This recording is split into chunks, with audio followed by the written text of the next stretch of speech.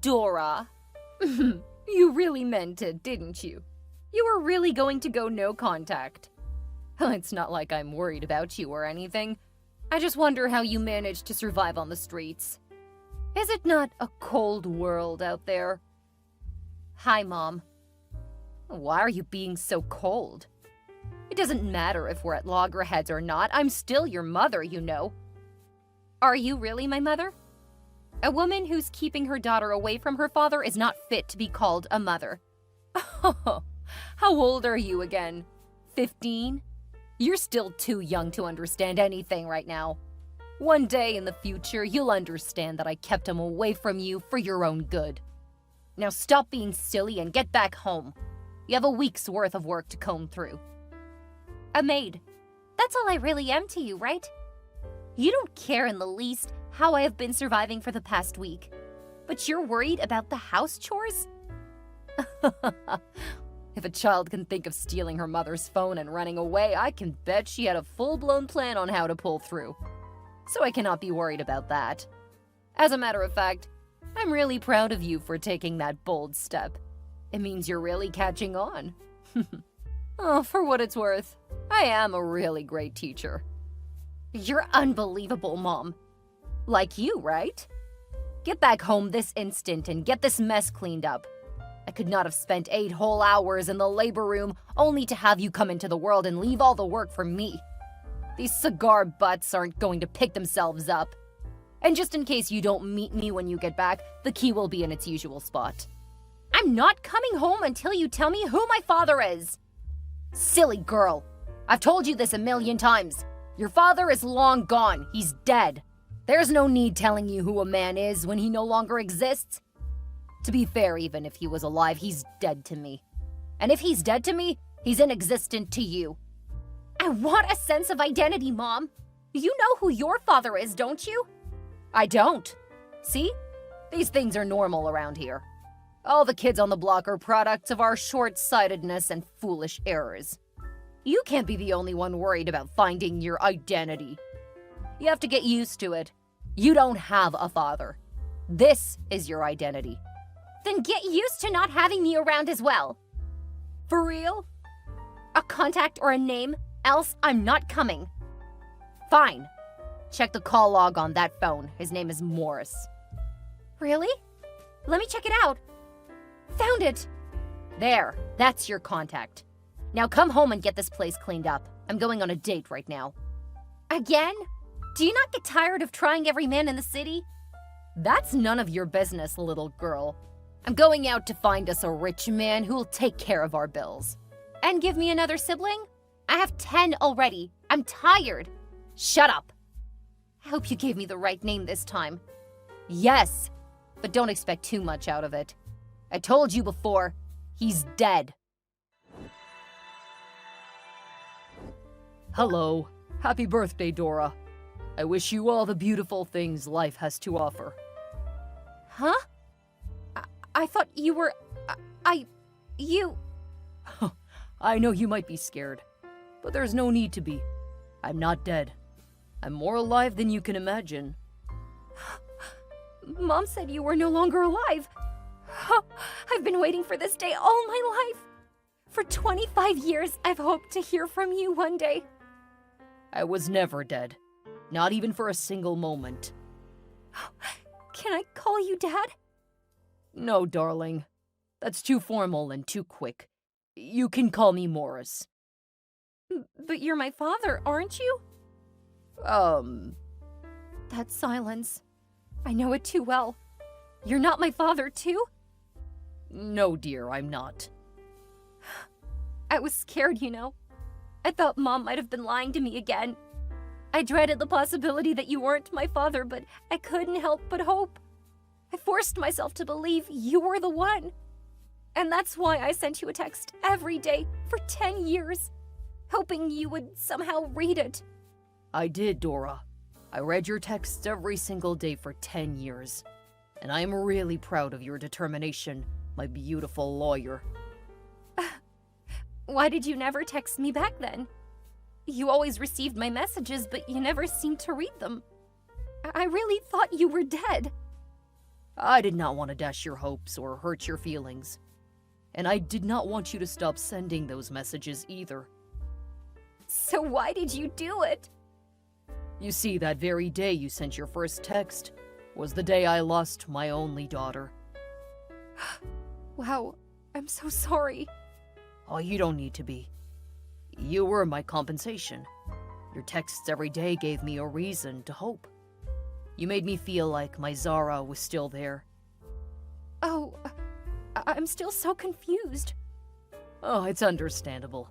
Ask me anything. I'll tell you everything you need to know. Why did Mom give me your number when she knew you were not my dad? I guess it was because I was just recently involved in a fatal accident that claimed my left leg. I'm sure she thought I was dead. Okay, but is there no way you could be my father? Truth be told, I did have a fling with Anita. But being a man of integrity, I ran a DNA test to confirm your paternity when she brought it up. And? It was negative. I even have proof. No! I really thought I'd found my father. I know.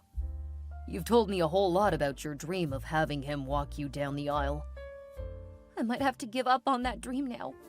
My wedding is in 3 months. I'm sorry that I'm not your biological father, but I am willing to help you look for him. Really? Yeah, I believe he is alive. I've even been compiling a long list of men I know of that could potentially be your father. That was going to be my gift to you today. OMG, I don't know what to say. 7 Bentonor Drive, the last floor. That's my restaurant. Let's meet up, okay? Okay. You lying, cheating scumbag! What?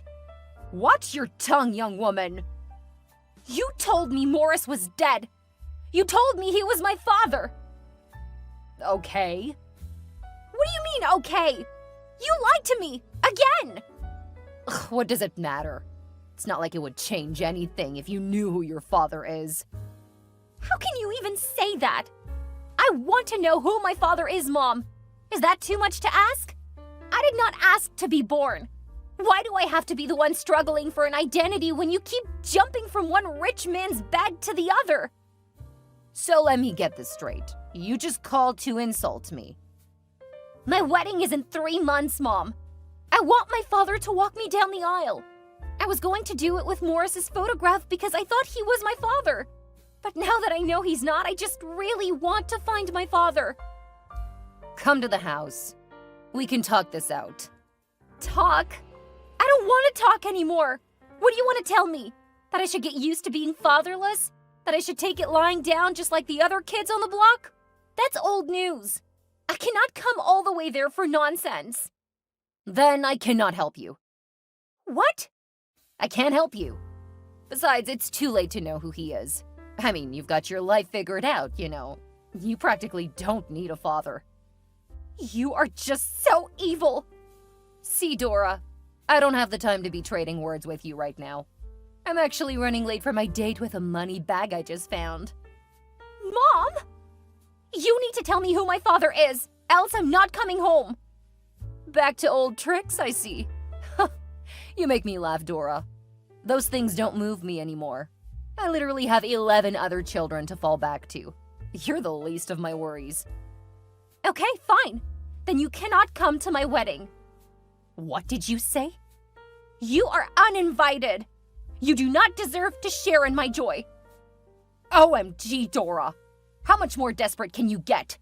What do I have to gain from being in your broke-ass wedding? You're getting married to a nobody. I cannot be found in such gatherings. I hate you!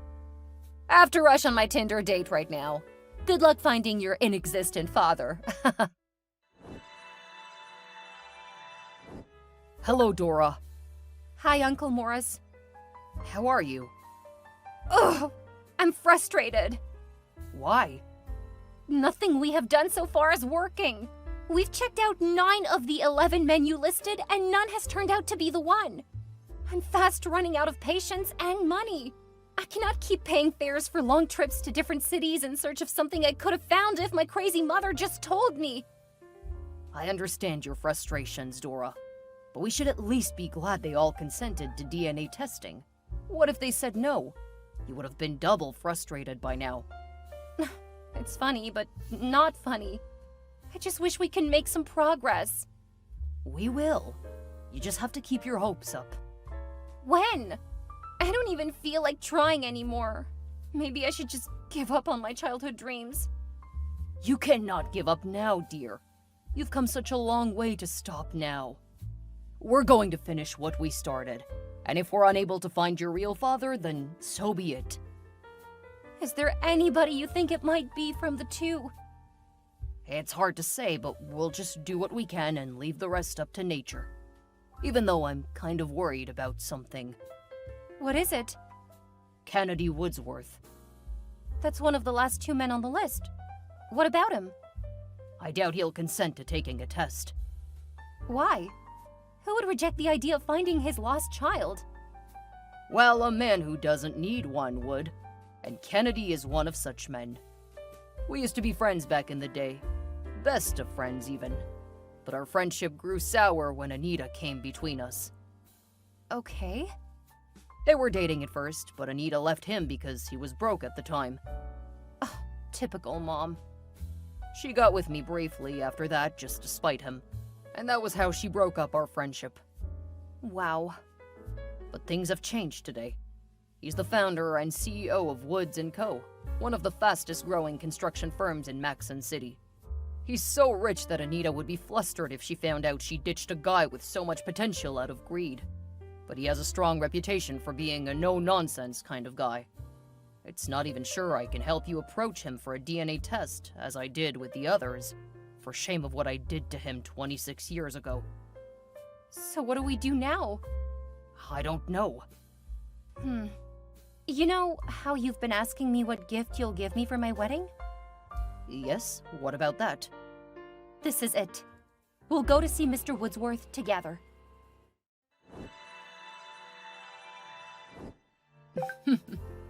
Hi, Dora. Happy wedding day. I would have asked how the wedding was getting along, but I don't really care. Guess what happened? I ignored your uninvitation and came to your wedding anyway. Even though you changed the venue just to get away from me. But that's not even the best part. You'll not believe who I came with. Kingston McAlery. You should know him. He's the CEO of G-Way Automobiles, and most importantly, the new man in my life. Oh, I'm sure you can't relate to all this luxury. That's why you're not replying to my texts, huh? I told you I'm still young and attractive. I can get any of the rich men that I want. I would have said that I can also steal your husband, but there will be no need for that because he's a broke dumbass. Well, not to worry. You'll see me on the dance floor in a bit. Why are you not responding? Oh, the wedding is already on. Let's see what we have here, shall we? Oh, this is definitely more lavish than I was expecting. Actually, it's really exquisite. Dora, are you sure you did not lie to me that your husband was an accountant? Oh, you finally got someone to walk you down the aisle. I'm pretty sure they're dumb broke asses as well. You even got 2 men to walk you down the aisle. What do I see? Oh, Morris? I told you you could only get broke men to work with you. This one's not just broke, but with a broken leg too. See him limping and resting on his clutches. You're practically the one walking him down the aisle. And who's the other one? Is that Kennedy? What is he doing here? How dare you, you ungrateful imp! Excuse me? You found Kennedy and you didn't think to tell me? That's a little demanding, don't you think? I'm an adult, married woman now. You don't think I'll be telling you everything I do you? I think this is all my fault. The reason you're still able to text me and talk rubbish is because I haven't blocked you on all platforms yet. You cannot even do that! Wanna bet? I'll do it now, and 1,000,000 times over if I have to. You were wicked and selfish and materialistic to the point that you did not care at all what impact your stupid actions had on me or any of my siblings. You cannot speak to me in that tone of voice, young lady. Oh, but I can, because you deserve to be spoken to that way, and even worse. You're not a mother and should not be regarded as one.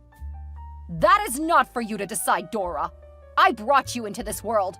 I call the shots. You did, but not anymore. I have finally found my real father.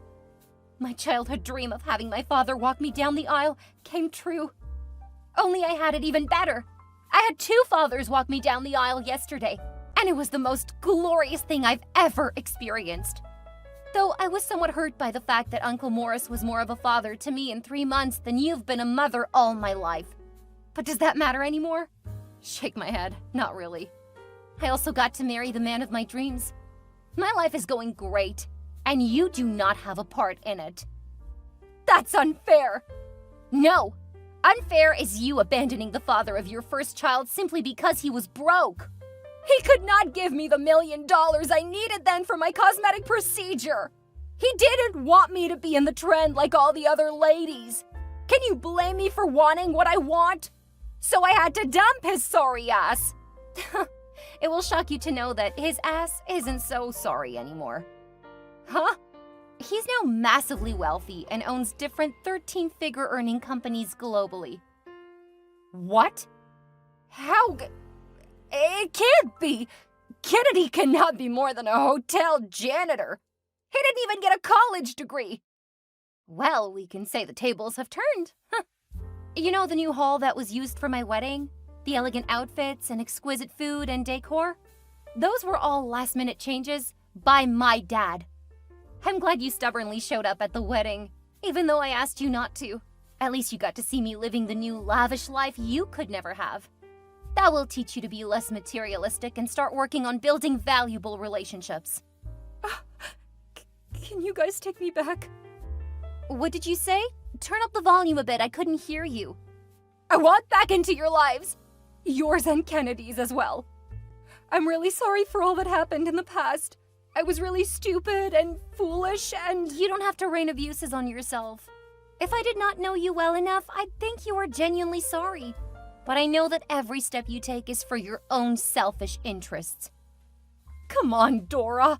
Please have mercy on me. I'm still your mother. All your siblings have moved away now. I'm all alone. I need the money.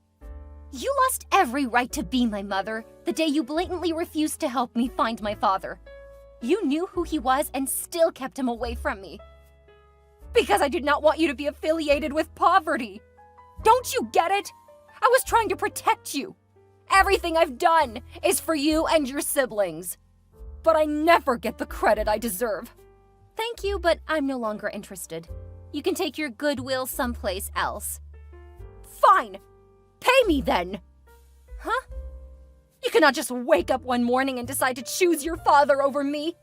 You have to pay me for all the years I single-handedly took care of you. You have to pay me for all the meals you ate for free under my roof. I need a $10 million settlement. I'm sure you know that's not happening. If you don't pay me, I'll sue you. You won't be getting a dime from me or my father. You're just a creepy person.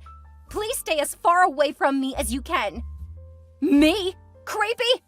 Oh, you haven't seen creepy yet.